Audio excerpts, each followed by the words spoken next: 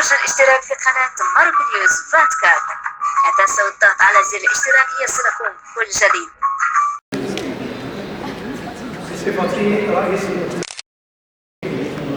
رابطة التعليم الخاص بالرئيس الأمين العام جهوي جهات الأطباء الشهداء.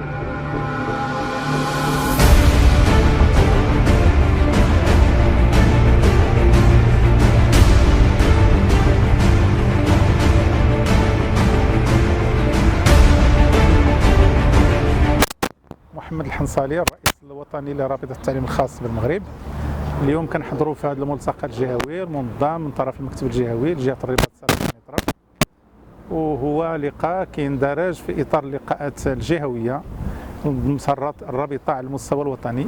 بطبيعة الحال اليوم هذا لقاء كيعالج واحد الملف مهم جدا يتعلق بالمهن ديال المستقبل وإكراها التوجيه. وبطبيعة الحال اليوم كتعرفوا بأن اليوم المهن تتغير، وأن العالم كذلك يتغير بحكم الآن أننا دخلنا للذكاء الاصطناعي، ثم كذلك العالم الرقمي اللي بدا كيفرض وظائف جديدة. بالتالي السؤال المطروح اليوم كيفاش نوجدوا هذه الأجيال القادمة أنها تكون قادرة على الاندماج، قادرة كذلك أنها تلقى فرص في المستقبل ومهن في المستقبل اللي كتلائم التكوين ديالها. بطبيعة الحال اليوم غادي يكون هذا اللقاء كيأطروه مجموعة من الأساتذة الأكاديميين من جامعات، من ممثلي الوزارة، وكذلك من فعاليات اللي إن شاء الله كنتمناو هو أنه التوصيات ديال هذه المحاور اليوم تعطي واحد كذلك واحد توجه جديد للتوجيه المدرسي، خاصة وحنا في الرابطة كنطرحوا اليوم بأنه لابد أنه يكون واحد المرصد وطني اللي كيجمع التعليم العمومي والتعليم الخصوصي على مستوى التوجيه، وكذلك أن التوجيه خصو يسمع جميع الفئات من الابتدائي للإعدادي للتأهيلي، وكذلك نربطوا التوجيه بسوق الشغل ولما لا بالمعاهد العليا وكذلك بالمقاولات، باش هاد الوليدات اليوم يكونوا يعرفوا وتكون عندهم واحد خريطة الطريق اللي كتبين لهم اليوم اشنا هي المهن الآن المطلوبة مستقبلا واللي خصهم ينخرطوا فيها. اليوم التعليم الخصوصي يعيش في واحد سياقات خاصة. اليوم كاين واحد المجموعة من المشاريع اللي كيتم التنزيل ديالها. بطبيعة الحال عندنا اليوم القانون الإطار، عندنا اليوم كذلك الرؤية الاستراتيجية، عندنا كذلك خارطة الطريق، وعندنا كذلك النموذج التنموي، واللي هي كلها كتفرض أنه اليوم كيفاش أننا كمؤسسات خصوصية كيفاش نخرطوا في هذه الأوراش الكبرى، وكيفاش ننجحوا كيف نجحنا في واحد العدد من المحطات. وبالتالي احنا اللي كندعيو له اليوم هو انه كنطلبوا من انه التعليم الخصوصي يتم التعامل معه كشريك حقيقي، كشريك وطني اللي كيستثمر في البنيه التحتيه بالبلاد من خلال انشاء واحد المجموعه ديال المؤسسات، من خلال كذلك التشغيل، من خلال كذلك اليوم تنويع العرض التربوي، وكذلك اليوم انه واحد التعليم اللي هو كيعطي واحد الجوده والنتائج ديالو الحمد لله كتبان على مستوى الولوجيات المدارس العليا. الوطني لرابطة التعليم الخاص، السادة ممثلي المديريات الحكومية، السادة ممثلي السيد رئيس الهيئة الوطنية المغربية لجمعية الآباء، السادة مفتشون التربويون، السادة أطراء إدارة التربوية، السادة ممثلي ولاة رجال الإعلام، أيها الحضور الكريم.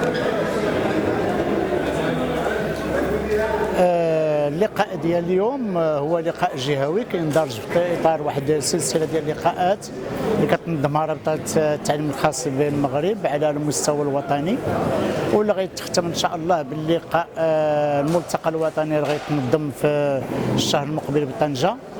هذه اللقاءات الجهويه هي مخصصه لتناول واحد المجموعه ديال المواضيع اللي كتهم السير العام للقطاع التعليم المدرسي الخصوصي.